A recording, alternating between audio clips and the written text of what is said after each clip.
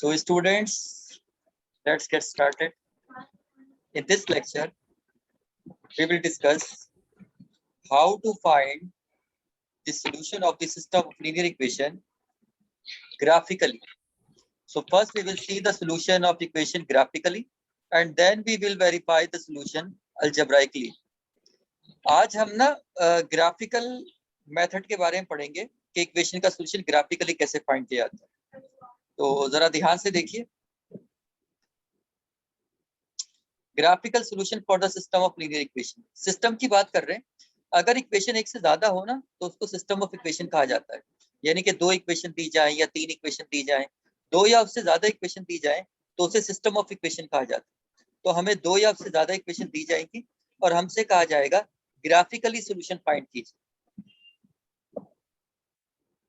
हमसे कहा जाएगा कि ग्राफिकली सॉल्यूशन फाइंड कीजिए। दो इक्वेशन दी जाएंगी, तीन दी जाएंगी या चार दी जाएंगी और आपसे ग्राफिकल इक्वेशन सॉल्यूशन फाइंड करने के लिए कहा जाएगा। सबसे पहली बात तो ये कि जब आप आपने इक्वेशन देखी हुई है, देखिए मिसाल तौर पे ये दो इक्वेशन दी है फॉर एग्जाम्पल, क्या ये दो इक्वेशन नजर आ रही हैं आपको? Yes sir. 2x + 4y = 20, 3x + y = 10, दो इक्वेशन दी हुई है, ये सिस्टम ऑफ इक्वेशन। अच्छा, तो पहली बात तो ये है कि जब हम इस इक्वेशन का पहली इक्वेशन आप देखें, अगर हम किसी लीनियर इक्वेशन का ग्राफ बनाते हैं, असल में वो जो ग्राफ होता है वो स्ट्रेट लाइन होती है। जब भी हम इसका ग्राफ ड्रॉ करेंगे तो उसकी शक्ल कैसी होगी? वो स्ट्रेट लाइन होगी उसकी शक्ल। जैसा कि आपने इससे पहले आर्टिकल में पढ़ा था कि आपने शायद पैराबोला के बारे में पढ़ा था, याद है कुछ आपको? जी तो सर। वो फंक्शन था सेकंड डिग्री फंक्शन, यानी कि सेकंड डिग्री फंक्शन था, तो उसका ग्राफ पैराबोला होता है। या तो पैराबोला कॉनकेव अप होता है या कॉनकेव डाउन होता है। इसी तरह अगर किसी लीनियर इक्वेशन का ग्राफ बनाया जाए तो उसका ग्राफ जो होता है वो स्ट्रेट लाइन होती है। यानी कि अगर किसी लीनियर इक्वेशन को ग्राफिकली प्लॉट करेंगे आप तो आपको स्ट्रेट लाइन दिखेगी। तो इसका मतलब ये हुआ कि अगर आप इस सिस्टम का ग्राफिकल सॉल्यूशन फाइंड कर रहे हैं तो जब आप पहली इक्वेशन को ड्रॉ करेंगे तो एक स्ट्रेट लाइन होगी, जब दूसरी को ड्रॉ करेंगे तो वो भी एक स्ट्रेट लाइन होगी। तो दो स्ट्रेट लाइन आपको मिल जाएंगी। तो सॉल्यूशन से क्या मुराद है? जब दो स्ट्रेट लाइन आपको मिल जाएंगी तो सॉल्यूशन किस चीज का नाम है और हम किस चीज को सॉल्यूशन कहते हैं? तो जरा देखिए इस पे क्या क्या पॉसिबिलिटीज हो सकती है। मिसाल के तौर पे जब आपने दो इक्वेशन को प्लॉट किया, एक इक्वेशन इस तरह प्लॉट हो गई, यानी पहली इक्वेशन स्ट्रेट लाइन होगी ना, इस तरह की प्लॉट हो गई, फर्ज कर लें, और दूसरी इक्वेशन इस तरह की प्लॉट हो गई। ये दोनों लाइनें कहाँ पे कट कर रही हैं? किसी एक पॉइंट पे कट कर रही हैं। तो जो दोनों लाइनें जिस पॉइंट पे कट करती हैं वो इसका सॉल्यूशन सेट होता है, वो इसका सॉल्यूशन सेट होता है। जैसा कि आपने क्रैमर्स रूल आपने देखा था, याद है आपको? क्रैमर्स रूल आपने पढ़ा था। जी सर। अगर ये दो इक्वेशन आपसे कहा जाए कि क्रैमर्स रूल से सॉल्व कर दे, क्रैमर्स रूल एक अलजेब्रिकल मेथड है, अलजेब्राइक मेथड है, क्योंकि आप अलजेब्रिकली सॉल्व करते हैं, आप ग्राफ नहीं बनाते उसका। तो क्रैमर रूल से अगर हम सॉल्व करें तो आपको आखिर में क्या मिलेगी? एक्स की वैल्यू मिलेगी और वाई की वैल्यू मिलेगी। ऐसे ही होता है ना, कुछ एक्स की वैल्यू और वाई की वैल्यू मिलती है। असल में वो जो एक्स और वाई की वैल्यू मिलती है वो इनका पॉइंट ऑफ इंटरसेक्शन होता है। असल में वो एक्स और वाई की वैल्यू ये होती है। पॉइंट के कोऑर्डिनेट्स कैसे होते हैं? एक्स कॉमा वाई होता है ना पॉइंट। आपने पॉइंट के कोऑर्डिनेट्स लिखे एक्स कॉमा वाई, तो असल में ये वही पॉइंट है। अगर मिसाल के तौर पे आपने क्रैमर्स रूल से इक्वेशन सॉल्व की और एक्स की वैल्यू 2 आ गई और वाई की वैल्यू 3 आ गई, तो एक्स की वैल्यू 2 और वाई की वैल्यू 3, तो 2,3 एक पॉइंट आ जाएगा, है ना? तो ये असल में वो 2,3 एक पॉइंट है। तो दोनों बातें एक ही हैं। आप इक्वेशन को ग्राफिकली सॉल्व करें या अलजेब्रिकली सॉल्व करें, जवाब सेम ही आता है। बस ये है कि अलजेब्रिकली में एक्स की वैल्यू 2, वाई की वैल्यू 3 आती है और ग्राफिकली में भी वही वैल्यू आती है, लेकिन आप वो ग्राफ के जरिए फाइंड करते हैं। बात समझ में आ गई? जी सर। तो अब जबकि हम ग्राफिकली सॉल्यूशन फाइंड करने जा रहे हैं तो हमारा काम क्या होगा कि जब भी हमें दो इक्वेशन या दो से ज्यादा दी जाएंगी, हम दोनों का ग्राफ बना देंगे। जब आप ग्राफ बना लेंगे तो उसमें क्या क्या पॉसिबिलिटीज हो सकती हैं? एक पॉसिबिलिटी ये है कि जब आप दोनों का ग्राफ बनाएंगे तो दोनों लाइनें किसी पॉइंट पे कट कर रही होंगी, किसी एक पॉइंट पे कट कर रही होंगी और यही इसका सोल्यूशन है। तो चूंकि एक ही पॉइंट पे कट कर रही है तो लिहाजा ये यूनिक सोल्यूशन कहलाता है। इसे हम कहते हैं यूनिक सोल्यूशन, यानी कि कोई एक सोल्यूशन होगा। तो यानी कि जब भी आप दो लाइनों को सॉल्व करेंगे, सिस्टम ऑफ इक्वेशन को सॉल्व करेंगे और उसकी दो लाइनें ग्राफ के जरिए बनेंगी, तो उसमें क्या क्या पॉसिबिलिटी हो सकती है? एक पॉसिबिलिटी ये है कि दोनों लाइनें किसी पॉइंट पे इंटरसेक्ट कर रही होंगी और इसको हम यूनिक सोल्यूशन कहते हैं। एक पॉसिबिलिटी ये भी हो सकती है कि जब आप दोनों लाइनों को ड्रॉ करें तो दोनों लाइनें इस तरह की हो जाए, हो सकती है ना? भाई मुमकिन है ना कि ऐसा हो जाए कि आपने दो लाइनों को प्लॉट किया और दोनों लाइनें इस जैसी हो गई। क्या ये दोनों लाइनें कभी कट करेंगी आपस में, एक दूसरे को इंटरसेक्ट करेंगी? नहीं सर। तो जब ये दूसरे को इंटरसेक्ट नहीं करेंगी तो इसका कोई सोल्यूशन ही नहीं होगा, क्योंकि हम तो कहते हैं कि लाइनें जिस पॉइंट पे कट करती हैं वो उसका सोल्यूशन सेट होता है। तो ये लाइनें तो चूंकि कट ही नहीं करेंगी, ये तो पैरेलल लाइन है, इसको हम कहते हैं पैरेलल लाइन, मुतवाजी लाइनें हैं। ये नदी के दो किनारे हैं, ये कभी आपस में मिलेंगे नहीं, तो ये पैरेलल लाइन्स हैं, तो इसका कोई सोल्यूशन नहीं होगा। तो एक पॉसिबिलिटी ये भी हो सकती है कि यूनिक सोल्यूशन हो जाए, और एक पॉसिबिलिटी ये होती है कि नो सोल्यूशन हो जाए, कि लाइनें पैरेलल आ जाएंगी, हम कहेंगे the system of equation has no solution. एक पॉसिबिलिटी ये तीसरी भी हो सकती है, ये असल में एक लाइन नहीं है बल्कि एक लाइन के ऊपर दूसरी लाइन ओवरलैप कर गई है। तो ऐसा भी मुमकिन है कि आप दो लाइनों को प्लॉट करें, पहली लाइन आए और दूसरी लाइन भी उसी के बिल्कुल ऊपर आ जाए। तो इसके सोल्यूशन सेट के बारे में आप क्या कहेंगे? एक ही सोल्यूशन सेट निकलेगा सर। भाई सोल्यूशन सेट की तो डेफिनेशन ये है कि जिस पॉइंट पे लाइनें इंटरसेक्ट करती हैं वो उसका सोल्यूशन सेट होता है। तो यानी कि इसका सोल्यूशन सेट में क्या होगा, एक पॉइंट होगा, इसके सोल्यूशन सेट में एक पॉइंट होगा।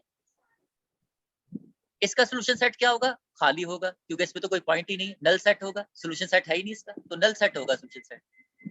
इसके बारे में क्या कहेंगे, इसका सोल्यूशन सेट कैसा होगा?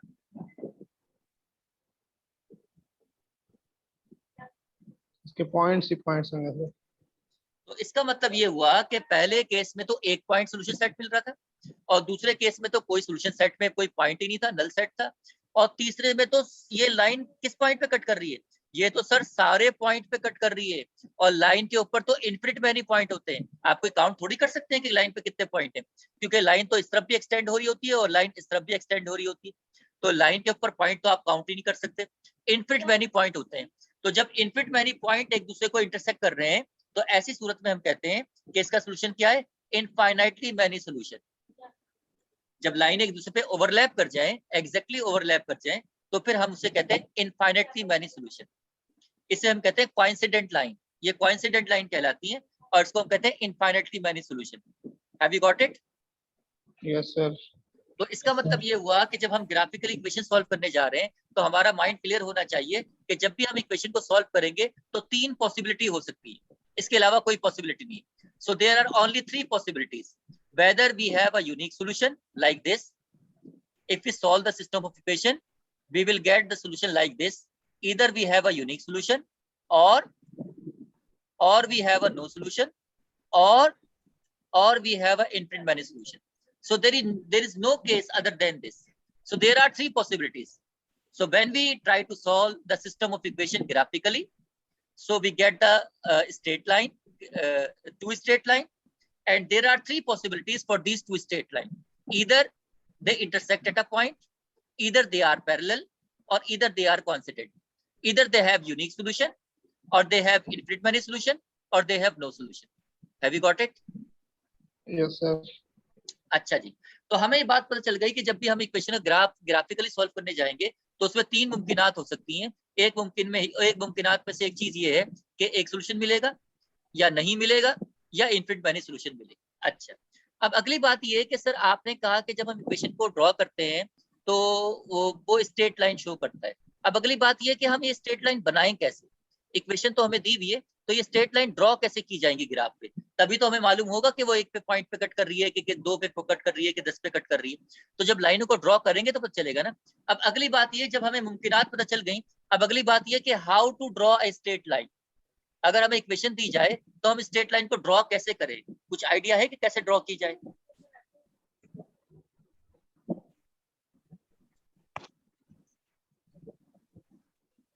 नहीं सर। नहीं आइडिया? अब सुनिए, ये क्वेश्चन हमें दिया हुआ है पेपर में, इस तरह का क्वेश्चन आता है, बहुत ध्यान से मेरी बातें सुनिएगा, एक क्वेश्चन आप सीख जाएंगे तो बाकी काम आसान हो जाएगा। Find the solution graphically and check algebraically.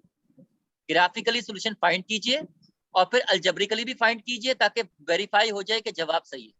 यानी कि फाइंड द सॉल्यूशन ग्राफिकली, पहले ग्राफिकली फाइंड करना है और फिर अलजेब्रिकली चेक करना है उसको कि वाकई ये सॉल्यूशन सही है।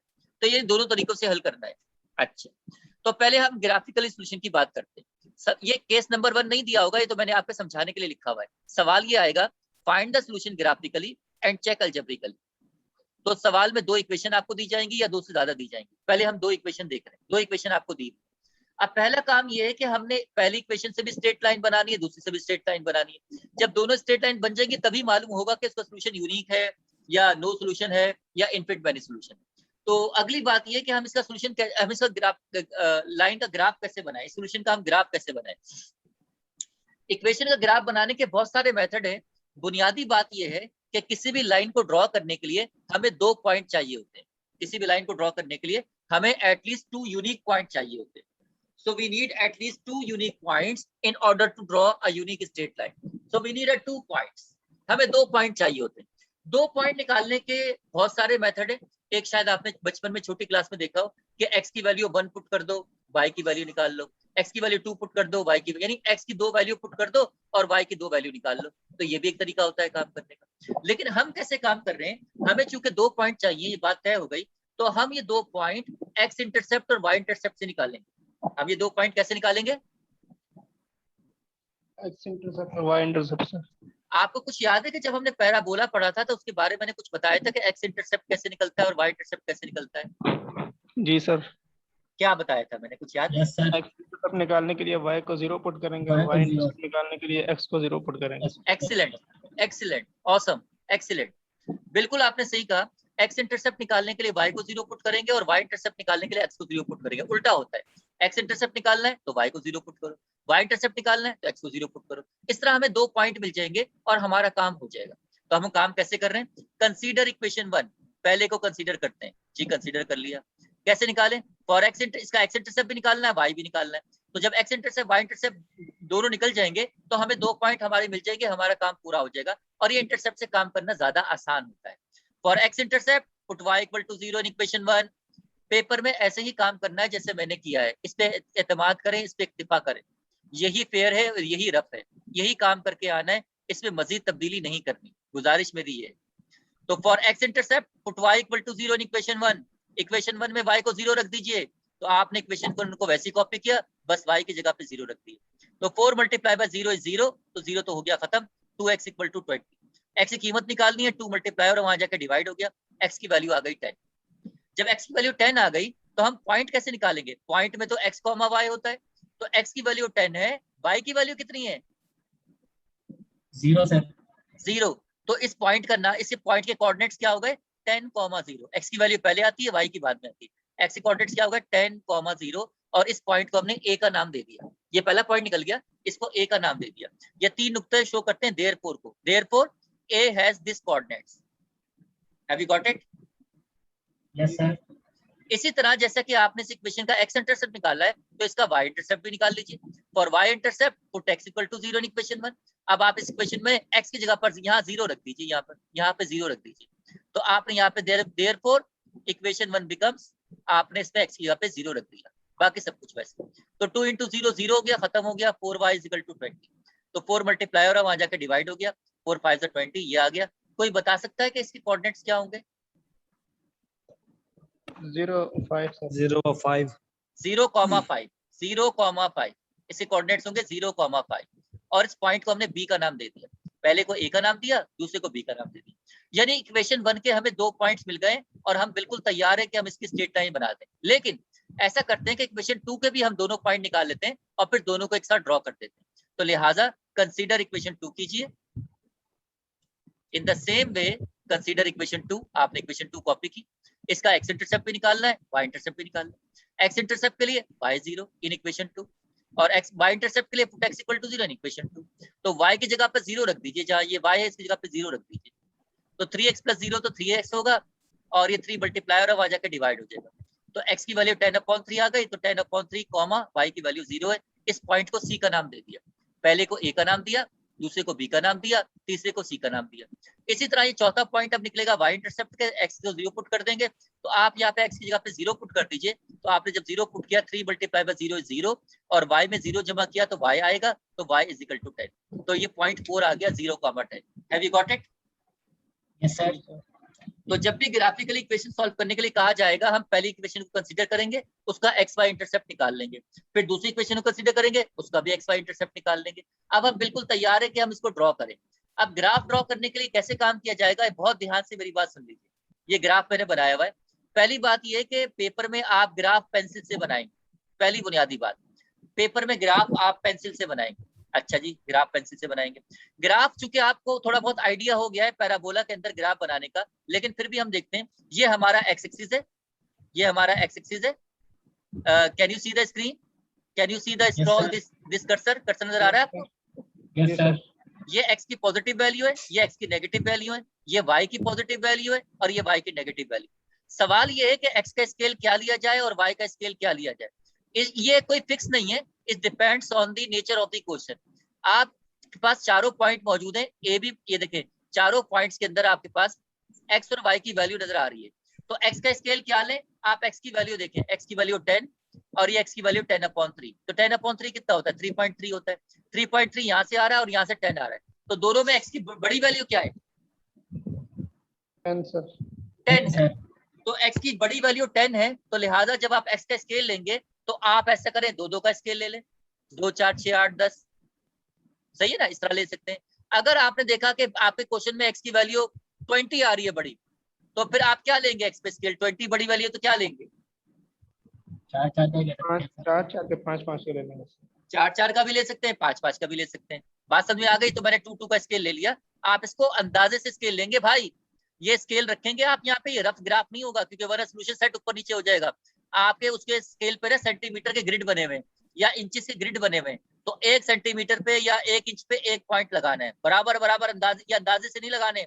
ये मैंने भी स्केल से थोड़ा ये अंदाजे से लगाए, लेकिन आप एग्जाम में स्केल पे सेंटीमीटर बने होते हैं। मेरी बात समझ में आ रही है आपके? जी सर। सेंटीमीटर पे कट लगाएंगे, एक कट लगा के, ताकि बिल्कुल बराबर आए, वरना ग्राफिकली सोल्यूशन सही नहीं निकलेगा। वो तो मैं शॉर्टकट भी आपको मजीद बता दूंगा, लेकिन बहरहाल आपने इस तरह काम करना है। अच्छा, अब y के स्केल की बारी है। x के स्केल से y के स्केल का कोई ताल्लुक नहीं है। x का स्केल 2 का हो सकता है और y का स्केल 100 का हो सकता है, ऐसा हो सकता है। तो x के स्केल से y के स्केल का कोई ताल्लुक नहीं।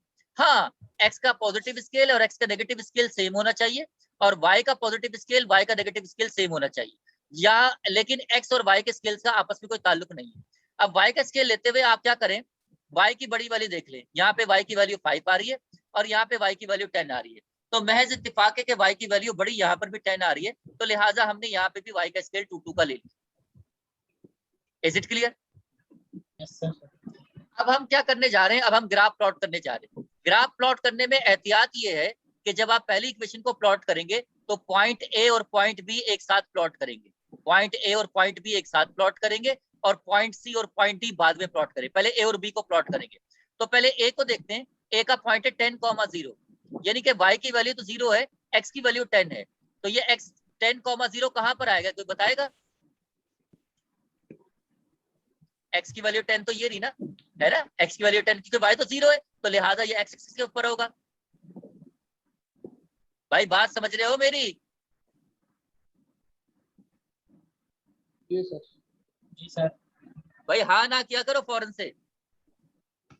Yes sir. तो x की वैल्यू 10 ये रही, क्योंकि y 0 है तो एक्सिस पे आएगा। देखो असल में ये एक्सिस पे ही पॉइंट आएंगे, क्योंकि हमने इंटरसेप्ट निकाले हैं ना, तो x इंटरसेप्ट तो x एक्सिस पे पॉइंट होता है, तो लिहाजा दरमियान में पॉइंट नहीं आएगा, x एक्सिस पे ही आएगा। तो ये x की वैल्यू 10 आ गई, तो a 10,0 मैंने ऊपर लिख दिया। अब b पॉइंट देखिए, b पॉइंट क्या है? b पॉइंट है y की वैल्यू 5। आसान तरीका है देखने का, y की वैल्यू 5, तो y एक्सिस पे जाइए और +5 देख लीजिए, y एक्सिस पे जाके +5 देख लीजिए। तो ये 4 है और ये 6 है, बिल्कुल दरमियान का 5.5 है, y = 5, ये पॉइंट आ गया। जब आपको a और b मिल गया तो दोनों पे स्केल रख के लाइन ड्रॉ कर दीजिए, दोनों पे स्केल रख के लाइन ड्रॉ कर दीजिए, और लाइन को थोड़ा थोड़ा दोनों तरफ बढ़ा दीजिए, लाइन को दोनों तरफ बढ़ा दीजिए, लाइन के दोनों तरफ एरो लगा दीजिए। जब आपने a और b को प्लॉट कर लिया तो स्केल रख के लाइन ड्रॉ कर दीजिए, इनको मिला दीजिए और दोनों तरफ से बढ़ा दीजिए, थोड़ा थोड़ा दोनों तरफ से बढ़ा दीजिए और इसके दोनों तरफ एरो लगा दीजिए। ये पहली इक्वेशन का ग्राफ बन चुका है, और इसके ऊपर मैंने पहली इक्वेशन भी लिख दी कि भाई देखो ये तो ग्राफ इस इक्वेशन का है। Have you got it? Yes sir. जी सर। इसी तरह हम दूसरी इक्वेशन को प्लॉट करेंगे। पॉइंट सी हमें नजर आ रहा है, x की वैल्यू 10/3, तो x की वैल्यू 10, जब एक लाइन ड्रॉ हो चुकी है अब दूसरी लाइन की तरफ जा रहे हैं। ऐसा नहीं कि दो चारों पॉइंट एक साथ ड्रॉ कर दिए उसके बाद सोच रहे लाइन ड्रॉ करनी है, तो पहले 2 पॉइंट ड्रॉ किए, लाइन ड्रॉ करनी है, दोनों तरफ बढ़ानी है, एरो लगाना है और लाइन की इक्वेशन लिखनी है, उसके बाद दूसरी की तरफ जाना है ड्रॉ करने के लिए। अब x की वैल्यू 10/3 है, तो 10/3 का मतलब 3.3 होता है, तो x की वैल्यू 3.3, अंदाजे से मैंने बनाए यहाँ पे 3.3 और पॉइंट के कोऑर्डिनेट्स लिख दिए। y की वैल्यू 10 प्लस में, तो लिहाजा y की वैल्यू 10 प्लस में। इन दोनों पॉइंट पे भी स्केल रखा, लाइन ड्रॉ की और लाइन को दोनों तरफ बढ़ाया और उसके दोनों तरफ एरो लगाया और उसके ऊपर उसकी मसावात लिख दी। तो ये लाइन नंबर 2 है। अब आप ये बताइए दोनों लाइनें कहाँ पे कट कर रही हैं? 2 4 सर। तो ये 2 4 मिला कैसे तुम्हें? अरे 2 4 मिल कैसे गया तुम्हें? x2 है, y 4 है सर। इसमें देखो ऐसे करते हैं, इस पॉइंट से ना, इस पॉइंट से परपेंडिकुलर ड्रॉ करते हैं। यानी अगर इस पॉइंट से आप एक लाइन खींचे तो x पे कहाँ गिरेगी? 2 पे गिरेगी। ये परपेंडिकुलर x पे 2 पे जाएगा और ये परपेंडिकुलर अगर y पे ड्रॉप करे तो 4 पे जाएगा। तो यानी कि x की वैल्यू 2, y की वैल्यू 4, 2,4, ये आपका सॉल्यूशन सेट आ गया। Have you got it? Yes sir. तो सॉल्यूशन सेट भी लिखेंगे और सेट के अंदर ये ऑर्डर पेयर के अंदर पॉइंट लिखेंगे। ये याद रखना जिस तरह मैंने लिखा हुआ है। समझ में आ रहा है? जी सर। तो ये इक्वेशन ग्राफिकली प्लॉट हो गई। अब अगली बात ये कि कभी कभी हम ग्राफिकली प्लॉट करते हैं तो सॉल्यूशन सेट ऊपर नीचे हो जाता है। यानी कि आपने कुछ ग्राफ के स्केल ऐसा लिया कि वो 2 के बजाय 2.5 पे आ रहा है दरमियान में और 4 के बजाय 4 से थोड़ा ऊपर आ रहा है, तो सॉल्यूशन सेट निकालने में थोड़ी मुश्किल हो जाती है। उसकी शॉर्टकट में भी आपको बताऊंगा। इतना क्लियर है? जी सर। अच्छा, अब हमने सॉल्यूशन सेट को अलजेब्रिकली चेक भी करना है। अब हमने इसको सिस्टम को अलजेब्रिकली भी सॉल्व करना है और फिर हमने चेक करके बताना है कि ये वाकई सॉल्यूशन यही है। अगर अलजेब्रिकली सॉल्व करें और जवाब यही आ जाए तो इसका मतलब है कि सॉल्यूशन सेट यही है। अच्छा, अब अलजेब्रिकली सॉल्व करने के लिए क्रैमर रूल तो आपको पहले से आता है। आज मैं एक और मेथड बता रहा हूँ जिसका नाम है मेथड ऑफ एलिमिनेशन, जो कि आपने शायद छोटी क्लासों में सीखा हो। Check algebraically. अब हम अलजेब्रिकली चेक कर रहे हैं।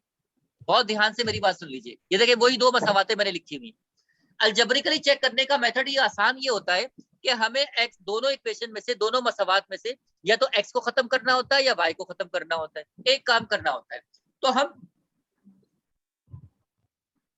आपका एक पैटर्न ये बनाते हैं कि भाई हमने एक टारगेट बना लिया कि हमेशा x को खत्म करेंगे। हमेशा किसको खत्म करेंगे? बस हमने टारगेट बना लिया कि x को खत्म करेंगे। अच्छा, अब x को खत्म कैसे करेंगे? x को खत्म करने का तरीका ये है कि ऊपर वाली इक्वेशन में x के साथ क्या आ रहा है? 2 आ रहा है। तो उस 2 को हम नीचे वाली इक्वेशन से मल्टीप्लाई कर देंगे। जो ऊपर वाली इक्वेशन में x के साथ 2 आ रहा है, उस 2 को नीचे वाली इक्वेशन से मल्टीप्लाई कर देंगे। और नीचे वाली इक्वेशन में x के साथ क्या आ रहा है? 3। इस 3 को हम ऊपर वाली इक्वेशन से मल्टीप्लाई कर देंगे। यानी जो पहले वाली इक्वेशन में x का कोफिशिएंट है उससे नीचे वाले को मल्टीप्लाई करेंगे और जो नीचे वाली में x का कोफिशिएंट है उससे ऊपर वाली को मल्टीप्लाई करेंगे। ऐसा करने से x खत्म हो जाएगा। क्या ये बात समझ में आ गई आपके? जी सर। Yes sir. तो आप कोई मुझे बताएगा कि पहली इक्वेशन को किससे मल्टीप्लाई करूं? 3 से सर। 3 से मल्टीप्लाई। देखो मैंने लिखा हुआ है 3 मल्टीप्लाई बाय इक्वेशन 1। और नीचे वाले को किससे मल्टीप्लाई करूं? 2 से। 2 मल्टीप्लाई बाय इक्वेशन 2। और दोनों को आपस में सब्ट्रैक्ट करेंगे। हमेशा दोनों को आपस में क्या करेंगे? अगर दोनों की साइनें सेम है तो सब्ट्रैक्ट करेंगे और अगर दोनों की साइनें डिफरेंट हैं तो ऐड करेंगे। अगर दोनों की साइनें सेम है तो सब्ट्रैक्ट करेंगे, यानी कि दोनों की साइनें यहाँ पे क्या है? प्लस प्लस है तो सब्ट्रैक्ट करेंगे। या अगर दोनों के साथ यहाँ पे माइनस माइनस होता तो भी सब्ट्रैक्ट करते। अगर दोनों की साइनें सेम है तो सब्ट्रैक्ट करेंगे और अगर दोनों की साइनें डिफरेंट है यानी कि एक प्लस में और एक माइनस में है तो फिर ऐड करेंगे। यहाँ पे फिर ऐड करेंगे। Is it clear? Yes sir. अच्छा, अब जो हमने ये लिखा है हम इसको अब सॉल्व कर रहे हैं। 3 मल्टीप्लाई बाय इक्वेशन 1 इंप्लाइज, जब 3 को इक्वेशन 1 से मल्टीप्लाई करेंगे तो क्या मिलेगा? जरा मल्टीप्लाई करो 3 से, क्या होगा? 3 से मल्टीप्लाई करो भाई। 6x, शाबाश, प्लस फिर 3 से मल्टीप्लाई करो 12y इज इक्वल टू फिर 3 से मल्टीप्लाई 60। ये पूरा 3 से मल्टीप्लाई कर दिया। 3 से मल्टीप्लाई करने का मतलब है पूरी इक्वेशन को 3 से मल्टीप्लाई। ये आ गया 3 से मल्टीप्लाई। अब नीचे वाली इक्वेशन को 2 से करना है तो 2 मल्टीप्लाई बाय इक्वेशन 2, तो इसको 2 से मल्टीप्लाई करो। 2 से करो पहले 6, फिर 2 से मल्टीप्लाई करो 2y, 2 से मल्टीप्लाई करो ये आ गया 20। तो चूंकि इक्वेशन को सब्ट्रैक्ट करना है नीचे वाली मसावात की साइनें चेंज हो जाएंगी। लाइन आपने लगाई, नीचे वाली इक्वेशन की साइनें चेंज हो जाएंगी। क्या मतलब, इस वक्त 6x के साथ प्लस आ रहा था तो हम इसको चेंज करके माइनस कर देंगे, ये प्लस 2y आ रहा था तो हम माइनस कर देंगे, और ये प्लस 20 आ रहा था तो हम माइनस कर देंगे। अब नीचे वाले की जब आपने साइनें चेंज कर दी तो अब इसकी साइन प्लस नहीं रही बल्कि माइनस हो गई, इसकी साइन प्लस 2y नहीं रही बल्कि माइनस हो गई, इसकी साइन प्लस नहीं रही बल्कि माइनस हो गई। आया समझ में? Yes sir. तो ये प्लस 6 है और चूंकि इसकी साइन माइनस हो गई तो plus 6x minus 6x cut गया, 6x माइनस 6x कट गया। ये 12y में से 2y निकाल दिया, तो 12 में से जब 2y निकाल दिया तो 10y बचा, equal to as it is. 60 में से 20 निकाल दिया 40, मुझे चाहिए y की वैल्यू, 10 मल्टीप्लाई हो रहा है, वहां जाके डिवाइड हो गया, तो 10 4 द 40, y की वैल्यू 4 आ गई।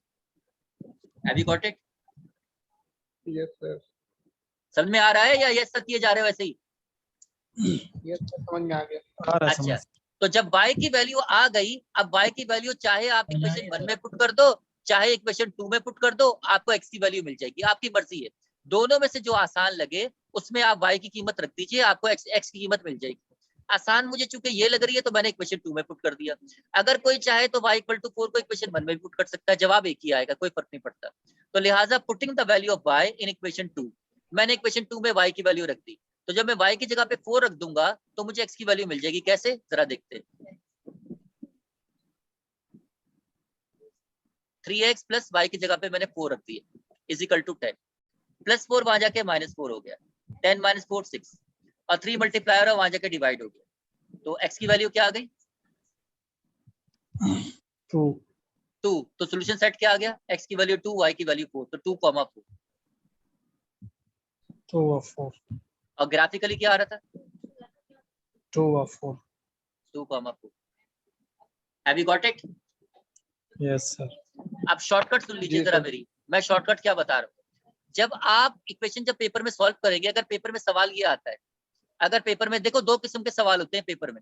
एक सवाल तो होता है फाइंड द सॉल्यूशन ग्राफिकली, अगर कहे सिर्फ ग्राफिकली तो आपने यहां तक काम किया और आपकी जान छूट गई। फाइंड द सॉल्यूशन ग्राफिकली यहां तक किया, सॉल्यूशन सेट निकला, जान छूट गई। फिर अलजेब्राइकली नहीं करना, ये नहीं कि छाप के आ जाओ पूरा का पूरा, तो अलजेब्राइकली नहीं करना। अगर वो सवाल में कहे कि find the solution graphically and check algebraically, तो फिर उसके बाद आपने नीचे वाला काम भी करना है। अच्छा, अगर मिसाल के तौर पे सवाल ये आ जाए find the solution graphically and check algebraically, तो उसमें शॉर्टकट ये है कि जब आपने एक्स वाई इंटरसेप्ट निकाल लिए तो ग्राफ की जगह खाली छोड़ दें, ग्राफ की जगह खाली छोड़ के आप इसको अलजेब्रिकली सॉल्व कर ले। जब अलजेब्रिकली सॉल्व कर लोगे जवाब की शक्ल तो आ जाएगी तुम्हारे सामने कि सर जवाब ये है ना? जी सर। भाई उसको थोड़ी पता है कि तुम ग्राफ की जगह खाली छोड़ के तुमने आगे अलजेब्रिकली सॉल्व कर लिया है, तो पहले तुमने ग्राफिकली सॉल्व किया कि अलजेब्रिकली सॉल्व किया है, तो लिहाजा आधा पेज खाली छोड़ के आप अलजेब्रिकली सॉल्व कर लो। जब आपको सॉल्यूशन सेट मिल गया 2, 4, तो आप जब ग्राफिकली प्लॉट करेंगे तो ग्राफ ड्रॉ करने से पहले 2x की वैल्यू 2, y की वैल्यू 4, ये नुक्ता तो पहले से लगा दो, सॉल्यूशन सेट का नुक्ता पहले से ग्राफ पे लगा दो, क्योंकि लाइनें फिर ऊपर नीचे नहीं होंगी, क्योंकि लाइनों को आप इस नुक्ते पे ले ही आएंगे, किसी तरह थोड़ा सा ऊपर नीचे करके लाइन इस पे ले आएंगे। समझ में आ रही है? Yes sir. जब टीचर ऐसा होता है ना तो स्टूडेंट भी ऐसे ही होते हैं, शॉर्टकट बताने वाले, तो टीचर भी ऐसा है तो स्टूडेंट भी ऐसा। बात समझ में आ रही है सबके? Yes sir. जी सर। तो ये है solution graphically and check algebraically, तो ये यूनिक सॉल्यूशन का केस था। लेकिन अब सवाल जब आ जाए तो काम करना तो आपको आ गया है ना? Yes sir. जी सर। आप क्वेश्चन नंबर 2 दिखाते हैं आप।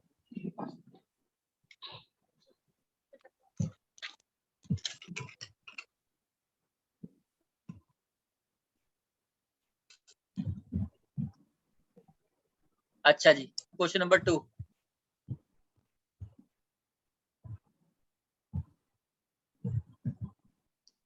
क्वेश्चन 2 देखते हैं जी। ये नो सॉल्यूशन लिखा हुआ नजर नहीं आएगा आपको, ये मैंने ऐसे लिखा है। 2 इक्वेशन दी गई हैं, हमने सॉल्व करना है पहले इसको ग्राफिकली, तो क्या काम किया जाएगा? इक्वेशन 1 बोलेंगे। कंसीडर इक्वेशन 1 को कंसीडर करेंगे, उसका एक्स वाई इंटरसेप्ट निकाल लेंगे। एक्स इंटरसेप्ट के लिए y0, y इंटरसेप्ट के लिए x0, तो बहुत सिंपल सा काम है, कर लोगे, सॉल्व हुआ हुआ यस है। सर। तो पहली इक्वेशन कंसीडर की, हमें नहीं कुछ मालूम पहले से कि इसका सॉल्यूशन क्या निकलेगा क्या नहीं निकलेगा, पेपर में नहीं पता होगा। हम एक्स इंटरसेप्ट निकालेंगे, वाई इंटरसेप्ट निकालेंगे, 2 पॉइंट हमें मिल गए। इसी तरह फिर हम इक्वेशन 2 बोलेंगे। इक्वेशन 2 को हम कंसीडर करेंगे और इसका भी एक्स इंटरसेप्ट निकाल लेंगे, वाई इंटरसेप्ट निकाल लेंगे। निकाल लिया भाई? Yes sir. अब आ रही है प्लॉट करने की बारी। तो प्लॉट करने के लिए पहले x की बड़ी वैल्यू देखो, यहाँ पे x की वैल्यू -6 आ रही है और -6 है और x की वैल्यू 4 है, तो 6 और 4, तो बड़ी वैल्यू 6 है। तो 6 की वैल्यू 1 1 से भी आ सकती है, 2 2 से भी आ सकती है, तो मैंने खैर 2 2 का ले लिया स्केल। और y की बड़ी वैल्यू क्या है?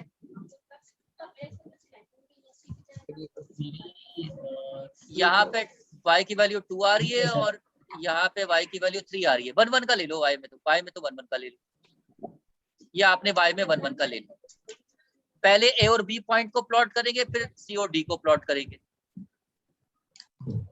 a और b क्या है? x की वैल्यू 4, y की वैल्यू -2, x की वैल्यू 4, y की वैल्यू -2, x की वैल्यू 4, y की वैल्यू -2। तो x की वैल्यू 4 ये रहा, पॉइंट आ गया एक, y की वैल्यू -2 ये दूसरा पॉइंट आ गया। इन दोनों पॉइंट पे स्केल रख के लाइन ड्रॉ कर देंगे, लाइन को दोनों तरफ बढ़ा देंगे, लाइन के दोनों तरफ एरो लगा देंगे और लाइन के ऊपर उसकी इक्वेशन लिख देंगे। Have you got it? Yes yes sir. Sir. अब ये पॉइंट सी और डी अगली इक्वेशन को प्लॉट करते हैं। x की वैल्यू -6, तो x की वैल्यू -6 ही आ गई, पॉइंट सी आ गया -6, 0, और y की वैल्यू 3 +3, तो y की वैल्यू +3, d पॉइंट आ गया 0, इन दो पॉइंट पे स्केल रख के लाइन ड्रॉ कर देंगे, लाइन को दोनों तरफ बढ़ा देंगे, लाइन के दोनों तरफ एरो लगा देंगे और लाइन के ऊपर से इक्वेशन लिख देंगे। तो ये इक्वेशन 1 भी प्लॉट हो गई, 2 भी प्लॉट हो गई। साफ जाहिर है ये कहीं पे कट करेंगी लाइनें? नहीं सर। No sir. नहीं सर। बिल्कुल साफ नजर आ रहा है कि ये कहीं पे कट नहीं करेंगे। तो ये क्या है? ये नो सोल्यूशन है sir. No solution to the above system of equation. इस सिस्टम का कोई सोल्यूशन नहीं है। अच्छा, ग्राफिकली तो नो सोल्यूशन की शक्ल नजर आ गई आपको। अब अल्जेब्रिकली नो सोल्यूशन कैसे होता है, जरा उसकी शक्ल भी देख लेते हैं। अल्जेब्रिकली नो सोल्यूशन कैसे होता है, देखें जरा। वही इक्वेशन दी हुई है, काम करना हमें आता है, हम आपको पहले बता चुके हैं कि देखो ऊपर x के साथ 6 आ रहा है, तो लिहाजा नीचे वाली इक्वेशन को 6 से मल्टीप्लाई करेंगे, और नीचे 1.5 आ रहा है तो ऊपर वाली इक्वेशन को 1.5 से मल्टीप्लाई करेंगे। समझ रहे हो भाई? वही काम कर रहा हूं मैं। Yes sir. तो इक्वेशन 1 किससे मल्टीप्लाई होगी? बताओ, इक्वेशन 1 किससे मल्टीप्लाई होगी? 105 से। -1.5 से। अरे 1.5 से, अल्लाह के बंदे नंबर बताना है, साइन नहीं बतानी। 1.5 से मल्टीप्लाई होगा, सही है? Yes sir. और नीचे वाली को किससे मल्टीप्लाई करेंगे? 6 से सर। 6 से मल्टीप्लाई करेंगे। हमने कहा था कि अगर x की साइन सेम होगी तो सबट्रैक्ट करेंगे, और अगर x की साइन डिफरेंट होगी तो ऐड करेंगे। तो इनकी साइन डिफरेंट है या सेम है? तो लिहाजा ऐड करेंगे, लिहाजा ऐड करेंगे। तो पहले नमाज का टाइम करीब है, जल्दी जल्दी काम करते हैं। 1.5 को इक्वेशन 1 से मल्टीप्लाई कर दिया, तो कैलकुलेटर से मल्टीप्लाई कर लो। 1.5 को जब मल्टीप्लाई करोगे 6 से तो 9 आ जाएगा, फिर 1.5 को मल्टीप्लाई करो 12 से तो 18 आ जाएगा, फिर 1.5 को मल्टीप्लाई करो 24 से 36। यार वो कैलकुलेटर से मल्टीप्लाई कर देना, 1.5 मल्टीप्लाई बाय 6 कर लेना है। यस सर, हो गया सर। अच्छा, इसी तरह नीचे वाली इक्वेशन को 6 से मल्टीप्लाई करेंगे, ये आ गया। अब हमने चूंकि आपस में इक्वेशन को ऐड करना है, तो लिहाजा नीचे वाली इक्वेशन की साइन चेंज नहीं की जाएंगी। जब हम सब्ट्रैक्ट करते हैं तो नीचे वाली इक्वेशन की साइनें चेंज करते हैं, लेकिन जब ऐड करते हैं तो फिर हम कुछ भी नहीं करते, उसको नहीं छेड़ते, जैसी है वैसी रहने देते हैं। तो जैसी है वैसी रहने देंगे तो उससे क्या होगा? ये ऊपर +9x है और ये -9x है, ये कैंसिल हो गया। और ये +18 और -18y ये भी कैंसिल हो गया। x भी कट गया, y भी कट गया, तो ये तो आ गया 0, और ये इक्वल टू वैसी आ गया। और 36 और 44 को जमा किया 90, तो क्या 0 कभी 90 के बराबर होता है? नहीं सर। याद है हमने बिल्कुल शुरू में जब सेमेस्टर स्टार्ट किया था तो मैंने लीनियर इक्वेशन में आपको बताया था identity, false statement, conditional equation, याद है? जी सर। जिसमें x खत्म हो जाता था। तो ये ऐसी इक्वेशन है इसमें x और y खत्म हो गया, तो 0 तो 90 के बराबर होता ही नहीं है, ना इसमें x बचा ना y बचा, दोनों ही खत्म हो गए, तो 0 90 के बराबर नहीं होता, which is a false statement. Hence there is no solution to the system of equation. जब फॉल्स स्टेटमेंट आ जाएगी तो इसका कोई सॉल्यूशन नहीं है। तो ये अलजेब्रिकली ये शक्ल नजर आएगी आपको। Yes sir. बात समझ में आ गई? Yes sir. जी सर। तो आपने यूनिक सॉल्यूशन भी देख लिया, आपने नो सॉल्यूशन भी देख लिया। तो इसी तरह का एक सवाल और देख लो, पेपर में तो नहीं मालूम होगा लेकिन एक और सवाल देख लो, क्वेश्चन नंबर 3, ये एक और दिया हुआ है सवाल। कैसे सॉल्व करें? इक्वेशन 1 को कंसीडर करें, एक्स वाई इंटरसेप्ट निकाल लें। निकाल लोगे ना भाई अब तो? यस जी सर सर। निकाल। एक्स इंटरसेप्ट के लिए y0, y के लिए x0 काम किया, 2 पॉइंट आ गए। इसी तरह दूसरी मसावात को कंसीडर किया, उसका भी x और y इंटरसेप्ट निकाल लिया। तो फिर क्या किया? दोनों को प्लॉट कर दिया। अब देखिए असल में है ना, पॉइंट ए और बी क्या है? देखो पॉइंट ए क्या है 2,0 और सी भी जो है 2,0। बी क्या है 0-3 और डी भी 0-3, यानी ए और बी जो पॉइंट कनेक्ट करेंगे बाद में सी और डी भी कनेक्ट करेंगे। तो इसको आप ऐसा कीजिएगा, एक दफा आप ब्लू कलर से बनाइएगा लाइन, एक दफा ब्लैक कलर से बनाइएगा, ताकि ये मोटी लाइन में 2 कलर नजर आ रहे हो, शेड नजर आ रहा हो, एक ब्लू का शेड भी नजर आ रहा हो, ब्लैक का शेड भी नजर आ रहा हो। यानी कि मोटी सी लाइन तो एक ही बनेगी, लेकिन उसमें 2 लाइन नजर आ रही हो, दोनों के शेड नजर आने चाहिए। बात समझ रहे हो मेरी? Yes sir. और ये पेंसिल दोबारा कहिए क्या कह रहे हैं? ये पेंसिल से ड्रॉ करेंगे ये भी या? हाँ पेंसिल से ड्रॉ करेंगे। हम तो पेंसिल क्या, हम बॉल पेन लेके नहीं आते, तो हम पेंसिल से कैसे ड्रॉ करेंगे? अल्लाह के बंदे कलर पेंसिल से ड्रॉ करेंगे। एक ब्लू कलर होगा, एक ब्लैक कलर होगा। ब्लैक कलर की जरूरत नहीं है, ब्लैक कलर की तो पेंसिल होती है तुम्हारी। एक ब्लू कलर भी ले जाना। ठीक है सर। हाँ ठीक है सर, हम बॉल पेन लेकर ही जाते हैं, आप ब्लू कलर की बात कर रहे हैं। ठीक है सर। पेपर के दौरान भी, पेपर से पहले बॉल पेन मांग रहे होते हैं एक दूसरे से, बॉल पेन दियो, पेपर बॉल पेन लेके नहीं आया, और अभी कह रहे हो ठीक है sir. There are infinite many, अभी से खरीद लो, एक पाउच बना लो। 10-20 रुपए का एक पाउच मिलता है ज्योमेट्री बॉक्स की तरह, वो जो होता है कपड़े का या प्लास्टिक का होता है। उसमें एक पेंसिल रखो, एक शार्पनर रखो, एक रबर रखो, एक स्केल रखो, एक कलर पेंसिल ब्लू वाली रखो, एक ब्लू बॉल पेन रखो, एक ब्लैक बॉल पेन रखो, एक वाइटो रखो, मिटाने वाला वाइटो रखो उसके अंदर, और एक कैलकुलेटर उसके अंदर रखो, और जिप लगा के अपने पास रखो। पेपर में जाओ, उसको पाउच को उठा के ले जाओ। ठीक है सर। ठीक है सर। आप भिजवा दें, है ना, आप भिजवा दें, है ना, हम लोग 5-6 तालिब इल्म में 6 पाउच भिजवा दें हमारे लिए। नहीं सर। बेटा मैं भिजवाऊंगा भी नहीं, बेफिक्र रहो, मैंने अभी मुफ्तियों को पढ़ाया, मजाक थोड़ी। अच्छा जी, बहरहाल हमने 2 इक्वेशन को देखा और हमने उसको प्लॉट किया, और दोनों लाइनें एक दूसरे के ऊपर ओवरलैप कर गई। मैं डिफरेंट कलर से इसलिए कह रहा हूँ ताकि सामने वाले को नजर आ जाए कि असल में ये एक लाइन नहीं है बल्कि 2 लाइनें। दिखाने का मकसद ये है कि ब्लू कलर और पेंसिल से मिलाने का मकसद है कि आपको मतलब सामने वाले को चल जाए कि भाई असल में उसको बंदे को सेंस है इसका। अब अलजेब्रिकली देखते हैं कि वो नो सोल्यूशन की शक्ल, इनफिनिट मैनी की शक्ल कैसी होगी। अलजेब्रिकली सॉल्व करना बिल्कुल वैसे ही है, नीचे 15 आ रहा है तो ऊपर को 15 से मल्टीप्लाई करेंगे, और ऊपर 3 आ रहा है तो नीचे वाले को 3 से मल्टीप्लाई करेंगे, और चूंकि इनकी साइनें डिफरेंट है तो लिहाजा ऐड करेंगे। वही काम हमने किया, और आखिर में क्या हुआ कि 45x - 45x कट गया, -30 + 30y कट गया जैसे कि पहले हुआ था, और यहाँ पर 90 - 90 भी कट गया। वहां तो 0 90 के बराबर आ रहा था जो कि फॉल्स स्टेटमेंट थी। क्या 0 0 के बराबर होता है? Yes sir. हमेशा होता है, हमेशा 0 0 के बराबर होता है, जो कि आइडेंटिटी है। लिहाजा there are infinitely many solution to the system of equation. There are infinitely infinitely Many many solution. Solution, यानी कि इसके इतने सॉल्यूशन है, इनफाइनाइटली मैनी सॉल्यूशन है भाई, दिखा भी नहीं सकते हम। जी सर। अच्छा, इसके सॉल्यूशन की एक शक्ल दिखाने की ये भी होती है। जनरलाइज सॉल्यूशन कैसे लिखते हैं, अगर आप ये लिख दो तो बहुत ही अच्छा हो जाएगा। उसका तरीका ये होता है कि दोनों में से कोई एक इक्वेशन उठा लो, अच्छी वाली ये लग रही है, आसान वाली ये लग रही है, उठा लो। इसको उठाने के बाद x की वैल्यू निकाल लो। क्या मतलब, -2y वहां जाके +2y हो जाएगा, 3 मल्टीप्लाई हो रहा है वहां जाके डिवाइड हो जाएगा, तो ये x की वैल्यू आ गई। बस इसको इस तरह लिख देते हैं, और y क्या है, y आर्बिट्रेरी है, इस तरह लिख देते हैं, जनरल सॉल्यूशन आ जाता है। इतना भी कर लेना, समझ में आ गया? Yes sir. अच्छा, तो 2 इक्वेशन को ग्राफिकली सॉल्व करना भी आ गया और अलजेब्रिकली वेरीफाई करना भी आ गया, और उसकी पॉसिबिलिटीज को भी देख लिया कि 3 पॉसिबिलिटी के अलावा नहीं होगी। लेकिन सर सवाल ये पैदा होता है कि अगर 2 के बजाय 3 इक्वेशन आ जाए, तो 3 इक्वेशन के अंदर भी 3 पॉसिबिलिटी होंगी, हमेशा याद रखिएगा। चाहे इक्वेशन 2 आ जाए, 3 आ जाए, 10 आ जाए, 20 आ जाए, 1000 आ जाए, 1 लाख आ जाए, so the system always have only 3 possibilities. Either the system have unique solution, or infinite many solution, or no solution. So we have only 3 possibilities. So if we have 3 equation like this, तो अगर आपके पास 3 equation है तो unique solution कब होगा? जब तीनों लाइनें एक ही पॉइंट पे कट करें तो यूनिक सॉल्यूशन होगा। जब तीनों लाइनें एक ही पॉइंट पे कट करें तो यूनिक सोल्यूशन होगा। बात समझ रहे हो? जी सर। ऐसा भी तो हो सकता है कि दो लाइनें एक पॉइंट पे कट कर रही हैं और तीसरी कहीं और से जा रही है, तो ये होगा नो सोल्यूशन। दो लाइनें एक पॉइंट पे कट कर रही है, तीसरी कहीं और से जा रही है, तो ये होगा नो सोल्यूशन। और इनफिनिट मैनी सोल्यूशन क्या होगा?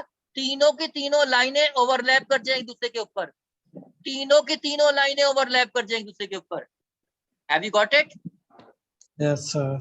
तो आप जरा जल्दी से देख लीजिए, ये सवाल दिया हुआ है, determine the solution set for the following system of equation. आपको दी है, चलो ये कल डिस्कस करते हैं, इसको कल डिस्कस करते हैं। आज के लिए इतना रखो, नमाज का टाइम हो रहा है, कल डिस्कस करते हैं और कल पास पेपर भी देखते हैं इंशाल्लाह। क्लियर है भाई? Any question? सर वो डेरिवेटिव्स खत्म हो गया सर? डेरिवेटिव खत्म नहीं हुआ, डेरिवेटिव रहता है, बस वो आखिरी आर्टिकल है। आज मैं सोच रहा था कि ग्राफिकली को कंप्लीट कर लूंगा, लेकिन ये नहीं हो पाया। अगर मौका मिला तो ईशा के बाद भी शायद थोड़ा सा क्लास को देख लेंगे ताकि इसको कंप्लीट कर लें। ठीक है सर, अगर पॉसिबल हो तो ले लें सर। अच्छा, और पेपर की डेट आई कोई आपकी? कल परसों तक शायद आ जाए सर, अभी नहीं है। चलो सुभान अल्लाह। 13 से पॉसिबल। कोई क्वेश्चन है? नहीं सर। No, sir. चलो अस्सलाम वालेकुम, सुभान अल्लाह।